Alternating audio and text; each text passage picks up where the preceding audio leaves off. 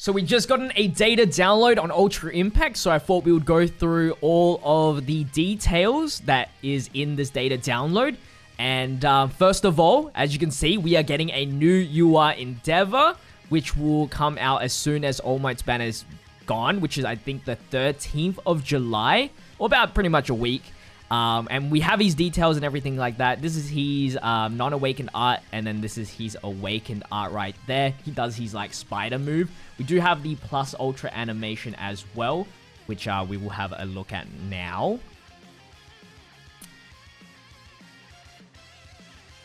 It's not as good as his like STR one. It's just the spider move. But, yeah, it's cool, it's cool. He will be, DST. And we also will be having a side SR unit, which will be the Todoroki in his school uniform, which I believe will be a new 3D render. Because I don't think... Because the only other Todoroki is with, like, him with his button up. But this one's got his jacket and everything like that. I wonder if he will hold the case. That would be funny. I doubt. Not only that, we have the leak for the new VE Tower boss, which will be Ida. And of course, with a new banner, we have new UR memory, which this is what it's looking like. It's very small, I'm sorry. We have SR memories. This will be the shop events memory, which you'll be able to grind, which means we'll have a new UR ticket to be able to farm, which is cool. I do like that event, even though it's very expensive. And not the other prizes are good, really. Like the cases are pretty much a scam. I still think that a free UR memory is pretty nice of them. And then we also are getting some new free-to-play UR memories from the VE Tower shop. So make sure you keep grinding that VE Tower stuff. This is one of the memories. And then we also have this one, which is from the USJ shop. We also have like all the translations, which we'll go into in a bit. Yeah, the 13th of July, starting at 3 p.m. JST, is when the recruit will come out. There's also going to be, on the 21st, is when the VE Tower for Ida comes out. And what we know so far is Hawks, Ida, and Toga will be the boosted characters. We don't know the actual, like, boosts. But hopefully it's, like, crit rate somewhere. So Ida will be appearing the second time. And the biggest news, what I think, for this upcoming data download is that there's going to be new chapters for main quests, which means a lot more people will be able to farm more gems.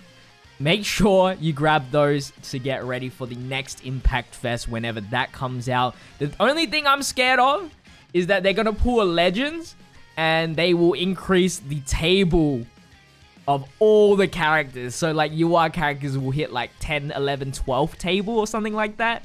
And which means you have to upgrade the UR characters again. But I doubt. But yeah, that's the only thing I'm scared of. It looks like it will be from the Gentleman arc all the way to the Endeavor versus the Nomu arc. That's just based on this image. And of course, let's go through the details of the UR, starting off with the Endeavor. Here are his stats here. His speed is okay, 534. It's not the worst. It's not the best, I think. And then the attack 7.7k and HP is 34,000, which are pretty solid, I would say. His plus ultra is 700% damage with a Hellfire. So this is the second unit with Hellfire, maybe third unit. Don't really remember. He gets Composure for 2 turns. Skill impact is increased by 40% when the opponent is burning. And then his action skill 1, 350% damage with a medium chance 50% of burning the opponent for 3 turns if character does not have Composure. So that's a restriction, and that means that's a technical hit. He still gets the medium burning for the opponents for 6 turns. So this is the longest burn I've ever seen. It's not like it's a game changer or anything like that, but 6 turns is kind of nice. And then as long as the character doesn't have Composure. So that's still another technical hit that you can get. So it's a guaranteed technical hit regardless if you have Composure or not. But of course, if you don't have Composure, you'll have the longer burn count, which could be pretty clutch if you can't like get Hellfire or your plus ultra out quick enough. Now for the Oh, and that makes Hellfire actually a lot stronger as well, technically, because Hellfire will do all the burn damage, and since that's 6 turns, it will do it all at once. So it makes the Plus Ultra pretty decent. And then for his action skill 2, 250% damage to all opponents. Skill impact is increased by 40% if the character has a composure. So another technical hit here. No burn on this one, which is not good. But it is another technical hit. So he has 2 technical hits, and then he has 1 burn. So in VE Tower, I don't think he's going to excel as well as you'd want him to be, unless they changed, again, like the formula of how VE Towers work, like they did with the Kirishima, where, like, say there's no cap or something for a specific, criteria. But for a traditional VE Tower, it doesn't really work, because also he has a 5-turn cooldown, a 4-turn cooldown, which, spoiler alert, he doesn't really have much, he doesn't have any cooldown reduction, so cooldown 5 really hurts him a lot, I would say, is if we're doing VE Tower traditionally. And in PvP, 5-turn cooldown is a little bit long for my taste. Like, 4 is, like, pushing it at this point in time. Anyway, his auto skill, he is a DST support for 25%. Remember, this is all level 3 skills, so he'll have, like, what, 15% at level 1. And then auto skill 2 gives composure for 3 turns, which is nice. Every turn increases character's power by 20% for 2 turns, up to 3 times. So that stacks for a max of 40% power at the maximum. And the composure for 3 turns. If you don't have Blue All Might, then this works in PvP. But usually, the one thing I don't like is that All Might really takes this position anyway. So this doesn't really matter. Only this matters here in PvP scenario. And you don't really care about composure in VE Tower unless it's like the Kirishima VE Tower where you have to do as much damage as possible. Anyway, let's go to the Todoroki here. Spoiler, he's not good at all as well. His Plus Ultra is for 50% damage to a single opponent. High chance of burning, which is cool. 3 turns. Decreases the opponent's Plus Ultra move for 30%. And then his first action skill, 200% to all opponents. Low chance of freezing the opponent for 1 turn. Lowers the chance of all allies burning for 3 turns for 20%. It's very low chance to get this. You do get the status element, but there's no technical hits built in. Second action skill, 200% damage to all opponents. So that's the good thing about him. I will say, like, the best thing is that he has double AoE skills. And so if you can somehow get technical hits built in with him, and with critical rate with that, so Hot Pot Party, you can get some good critical amounts and good status elements if you are lucky. This is just like I guess a lower version of the green Todoroki in a way. So this has a low chance of burning as well. Or low chance, yeah, this one has low chance, this one has a low freezing chance. And then this one has the lowered freezing chance of your allies. So pretty much the same move technically. And then for his auto skill 1, increases character speed by 50% for 1 turn when wave starts. This doesn't matter. This doesn't matter at all. In PvP, you don't use SRs, VE Tower, speed doesn't matter in this case.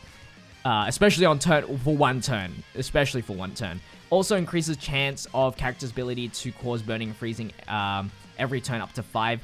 I think this is going to be the same as the Kaminari. I think it's like a 7% chance increase every single turn, which equals to a 35% chance. So that's cool. That is definitely cool. It helps out a lot throughout the end game. But yeah, this first part doesn't really matter. I'm not too sure because I haven't really tested it. If you put him in the sub lineup, does that increase already immediately, or does he have to be on the field? If you know, let me know in the comment section down below. Auto skill 2.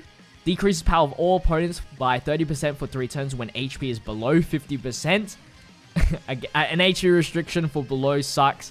Increases power of all allies by 10% when HP is 50% or higher. This is okay, I guess. It's 10%. It's something. So yeah. Immediately, I can tell you, just don't summon. This is an easy skip. If you already have status element users, then this is just the most easiest skip of all time. So yeah, save your gems. You can save your main quest gems as well for the next banner. Hopefully the next banner is like a Impact Fest or something. For the UR memory, this is probably the best part about the banner, but it's not worth the chase at all. This memory here increases the power of the character by 35%, increases an additional 10% when equipped to a pro hero. So a 45% power boost with a 35% speed if there are any ABL type characters. Thank you, Dr. Silver, for the prime sub. And gives the character ability to evade 2 times if there are any int type characters. So you can equip this to any pro hero essentially, or even any character, and then get all the benefits as long as you have the typings. It's kind of like a mini Adventure Awaits in a way. The evade is actually very unique, so you can definitely equip it to someone pretty cool and have them survive a little bit longer. The SR memory, this one's the summonable one, increases max HP by 30%, decreases power of all opponents. This might not be the... Is this the... Yeah, this is the summonable one. Decreases power of all opponents by 15% for 3 turns. After receiving 3 non-critical attacks, up to 3 times. Also decreases critical rate of all opponents by 20% for 3 turns after receiving 3 critical attacks. Not really insane. It could be cool for a taunter, because it lowers the opponent's power. But yeah, that's about it. That's about it. All I can think of like a good use.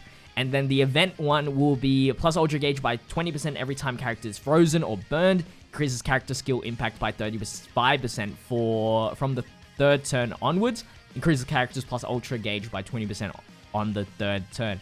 A lot of plus Ultra skill impact. Yeah, this one's not so good. I don't know. An SR memory has to be like insane, or it has to have something unique to me. Like plus Ultra Gauge is cool, but there's already so many memories that give plus Ultra Gauge that it doesn't really excite me. Now we on to the VE Tower UR memory. There's a lot. I'm sorry this video is going for so long, but increases characters plus Ultra Gauge by 20% after receiving 2 attacks from a villain. Very specific, but it does come up quite often. And I'm assuming villains are going to get a lot of upgrades in the near future. Restores characters' HP by 15% after receiving 3 attacks from a villain up to 4 times. And then also increases plus ultra move skill impact by 40%. So this is something of like a plus ultra spam, high damage kind of deal. I probably won't max this out anytime soon. And then the USJ Metal Shop one increases character skill impact by 35% if there are any pro heroes on the team, which is good. Very easy to get a pro hero on the team, and it can be equipped to anybody. Increases character's action skill impact by 25% for 2 turns, every 2 turns, and up to 4 times. So it's kind of like the Endeavor auto skill. Also reduces action skill cooldown by 1 every 3 turns, up to 3 times. This one's actually really decent. As long as if you're doing this in a PvP scenario, if you don't care about speed, this works really well because the lowering skill cooldown actually helps out a lot of units. This is all DX, by the way, so you do need to like upgrade it quite a bit in order to get like these kinds of abilities. And then I guess we can finalize with the missions here that will start on the 16th. We are getting a lot of missions. I don't want to go through all too much, but there's a super gadget here for exchanging coins with the items at the gear shop for 200. I see a lot of stamina, memory medals in here, HP flakes, all the advanced leveling stuff. There's like 50 gems here for doing the USJ stuff, another top hero device, and another top hero device here. Hero gems 30. So that's like about, what, 100 gems-ish around there. There's also like, I don't want to scroll all the way up, but there's like the social media things. We should be getting some gems in like today or something when this video releases. Like literally now, actually. So if you have, I think it's now. So if you haven't logged into Ultra Impact, make sure you accept those. I think you get like gems and top hero device. So yeah, that's gonna wrap it up for the data download. I want to give a quick update for Ultra Impact viewers. I probably won't be uploading a lot of Ultra Impact videos for the time being because Dokkan is in its anniversary time. So I'm going to keep my second upload schedule for like Dokkan content because there's a lot to do. So hopefully you can forgive me. I do have some videos, but I do want to wait. I'll make sure to do the summoning video as soon as possible, but for the content-wise kind of stuff that will be delayed. So hopefully you can forgive me. And yeah, make sure you leave a like, comment, and subscribe to the channel with the notification bell on so you don't miss out on the daily content. Let me know what your thoughts are on the endeavor. I'll see you guys in the next one. Stay healthy, stay safe, stay fizzy. Peace out.